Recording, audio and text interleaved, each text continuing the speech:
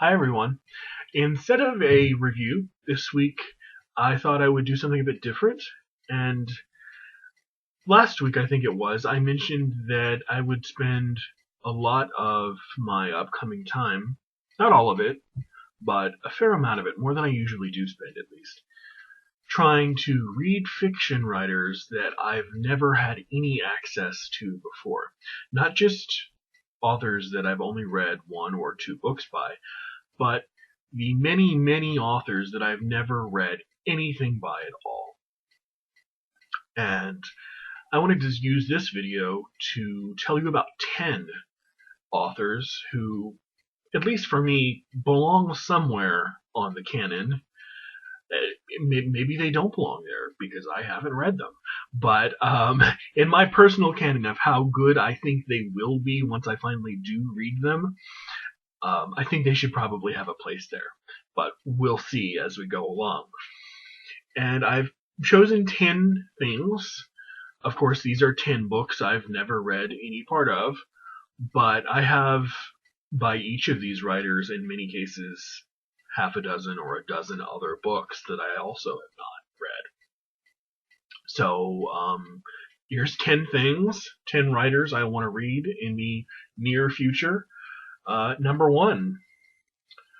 And some of these will be embarrassing. That's okay. I'm more than ready to admit my ignorance. Some of them will be less embarrassing. But here's perhaps one of the worst ones. I wish I could not say that I had not read Sheldon Moulton. But I haven't. These are the complete works, or the complete essays of Montaigne. This is the Donald Frame translation, perhaps the best known English translation of Montaigne. And Montaigne's basically the inventor of the essay. Wrote during the 16th century, and there are a couple of extended pieces in here, standalone pieces, but a lot of them are just very much essays in the form of, describing a particular virtue or a particular vice. There's one, you couldn't really call it an essay, it's more like a short book, really, called An Apology for Raymond Sebon, which is one of his better fleshed out arguments. But in here there's probably close to 100 essays, but yeah, it's a rather large book. But even if I don't make it through the entire thing, which I eventually plan to, this is something that I need to read, an author I need to expose myself to. Another writer, this is certainly not his most famous novel, but it is one of them. It's Ken Kesey. This is Sometimes a Great Notion. Ken Kesey probably best known for One Flew Over a Cuckoo's Nest, which was made into a movie in the 1970s. This is about an Oregon logging family, a sort of a multi-generational tale about a Pacific Northwest logging family.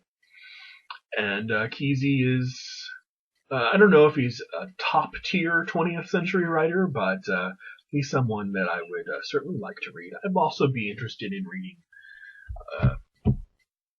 Cuckoo's Nest, too. Here's a writer who used to be rather popular. About 100 years ago, 120 years ago, you mentioned his name and everyone would know who you were talking about. This is John Ruskin, and this is Praeterita, basically his autobiography, or one of the volumes of his autobiography, in this lovely Everyman edition. John Ruskin was a naturalist, a writer, a really well-known literary figure, and towards the end of the 19th century was just a really big name. everyone would have been very familiar with him. Now he's sort of just a passing Victorian figure, which is sad. But he knew a lot of interesting people, and I browsed the book. I have not sat down and deliberately read anything, but the writing in here is beautiful. So I look forward to reading his autobiography. This is number 4. Fourth writer I have not read is George Gissing. This is perhaps one of his best novels, or best known, New Grub Street, which is about basically living as a writer. Grub Street is where a lot of the writers in late 19th century, I think it's London, lived and tried to make a living. It was very tough to do it on writing alone, but they tried. Gissing, sort of not very well known, certainly not as well as Trollope, certainly not as well as Dickens, but nevertheless one of those writers that, keeps being published in Penguin Classics and is therefore considered a classic by at least some, publishing companies. So we should read it if it's a classic.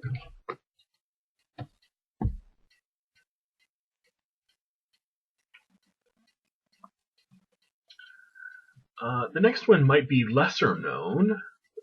This is a novel by Jaroslav Hasek called The Good Soldier Švec. This was written pretty much as a parody of, not a parody of World War I, but a parody of a lot of things that revolved around the war. It follows a soldier. It has a lot of illustrations. I think they're by Švec himself. Not Švec himself. They're by Hasek himself, the novelist.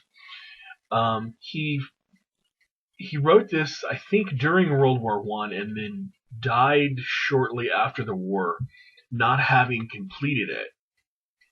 So, although the fact this is 750 pages long, it is actually not complete.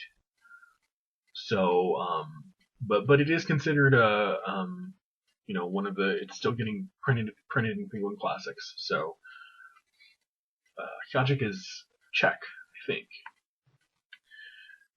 Need to read it. Fascinating stuff. Okay. Someone else who was, I guess, more recently canonized. This is the author of Onitsha, and this is by J.M.G. LoCascio, or Jean-Marie LoCascio, who was a French writer who won. I'm trying to look for the year. Oh, come on, you're not going to tell me the year. I'm looking for the year when he won the Nobel Prize. I want to say it was 6 or 8 years ago. Somewhere in there, maybe 10. The Swedish Academy says that Jean-Marie LoCascio is an author of new departures, poetic adventure, and sensual ecstasy, explorer of a humanity beyond and below the reigning civilization. This is a tiny little thing, but one of the few English language translations that came out that was popularly available after he actually won the Nobel Prize. So it doesn't really have the best of reviews and ratings, but I guess if he won a Nobel Prize, I'll read at least one thing by him. Okay, this is a bit more embarrassing. I have never read anything by D.H. Lawrence. This is his novel called The Plumed Serpent, but I haven't read any of them. And his novels are, sort of standalone exemplars of literary modernism, and unfortunately, I don't know too much. I mean, I've read summaries of them, but I'm not familiar with his writing as writing. So that's something I should fix in the coming years or months. Okay, I have 3 more to go, so this will be number 8.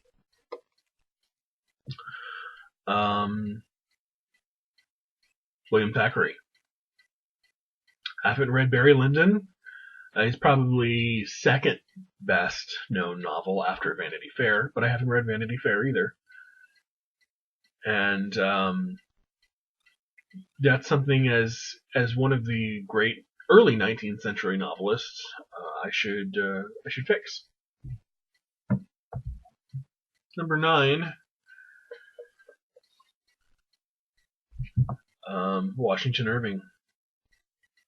Now, a little possible correction, I may have read a small legend or two in high school. I don't remember, but it's possible. If I did, it didn't really stick out to me because I wasn't the most prolific or interested reader in high school. But that's changed since, and I know that at least on the advice of several of my friends that Washington Irving certainly has a unique place in the American canon. Really, one of our first writers who wrote for a living, American writers who wrote for a living. And last but not least, switching back over oceans again, this is Alexander Pushkin, The Collected Stories. So I also have Eugene Onegin, his famous poem, which is sometimes turned into a novel or a verse poem. But these are his shorter sort of episodic fiction, novellas, etc. Really one of the great Russian writers up there with, Tolstoy and Dostoevsky. So I certainly want to read this. I love the cover. It's very for some reason all the white really reminds me of snow. So I want to read it this winter, actually. And I would like to read this, of course, around Halloween. So maybe I will set those up in my bookshelf to make those sort of correspond with reading them around that time and maybe releasing reviews for you around that time too. So those are 10 readers, or 10 authors rather, that I am pretty looking forward to getting to know. I'm looking forward to getting to know a lot more, but those are 10 of the most embarrassing ones that I haven't read. Who are you most looking forward to reading this year? Are there any embarrassing gaps in your literary education? I know there are many more blind spots than the 10 I've just shown you, but we only have 14 minutes, so I don't want to spend all day telling you about what I don't know. Let me know below if you have any comments, and I will talk to you later. Bye, guys.